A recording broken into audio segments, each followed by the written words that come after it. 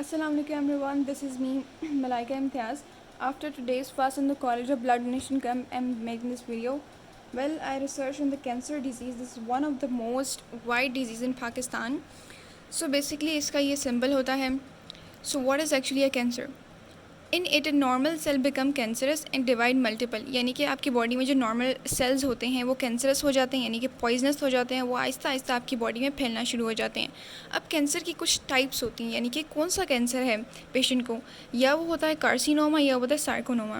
Right, carcinoma क्या होता है? ये ऐसा होता है जो कि आपके एपिथेलियल टिश्यू में होता है. एपिथेलियल टिश्यू कहाँ कहाँ होता है? स्किन में होता है, ब्रेस्ट में होता है, कॉलन में होता है और लंग्स में होता है. राइट, उसके बाद हमारे पास आता है sarcoma. It forms in the bone in the connective tissue, यानी कि ऐसा कैंसर जो कि बोन में हो उसको हम सार्कोमा कहते हैं. और हमारे पास ब्लड कैंसर भी होता है, spread in the blood. That is one of the most widest and brutally destroy person, यानी कि ब्लड में है तो ब्लड तो आपकी पूरी बॉडी में है तो वो टोटली उसको डिस्ट्रॉय कर देगा. वेल, 3 इंपॉर्टेंट और मेन कैंसर हैं जो कि ज़्यादातर लोगों में पाए जाते हैं. पहला है breast cancer. Breast cancer actually एक ऐसा कैंसर है जो कि आपकी ब्रेस्ट में जो है वो ट्यूमर बनाता है. आपकी ब्रेस्ट का साइज़ जो है वो चेंज हो जाता है, उसका स्किन चेंज हो जाती है और निपल का कलर और लुक जो है वो टोटली चेंज हो जाती है. You can read from here. Okay, अब आपको पता कैसे चलता है कि आपको ब्रेस्ट कैंसर है? वो इस तरह पता चलता है कि आपको फिजिकल एग्जामिनेशन करते हैं या आप मेमोग्राफी करवाते हैं हॉस्पिटल से. यानी कि आपके जो ब्रेस्ट के एक्सिला साइड है उस पर आपको मार्बल लाइक एक हार्ड सरफेस फील होती है. तो आपको इस तरह के सिम्टम्स अगर शो हों तो आपको हॉस्पिटल इमीडिएटली चेक करवाना चाहिए. उसके बाद कॉलन कैंसर है. It develop due to the growth of the colon inner lining, यानी कि कॉलर की इनर लाइनिंग में जो है वो इन्फेक्शन स्टार्ट होता है. इसकी काफ़ी लेयर्स होती हैं, लेकिन इनिशियली जो है ये म्यूकोजा से हमारा कैंसर स्टार्ट होता है. It include the blood after you go from, यानी कि आप अपना वेस्ट मटीरियल जो है रिमूव करने जाते हैं. तो उसके बाद आपको पेन होती है, वॉमिट होती है और आपको वेस्ट मटेरियल से ब्लड रिमूव होता है आपका. राइट, उसके बाद हमारे पास है प्रोस्टेट कैंसर. ये ज़्यादातर जो है ये मेल रिप्रोडक्टिव सिस्टम में होता है, फीमेल्स में ये नहीं होता. ये किस पोर्शन में होता है? ये प्रोस्टेट और रेक्टम के इन फ्रंट पोर्शन पे होता है.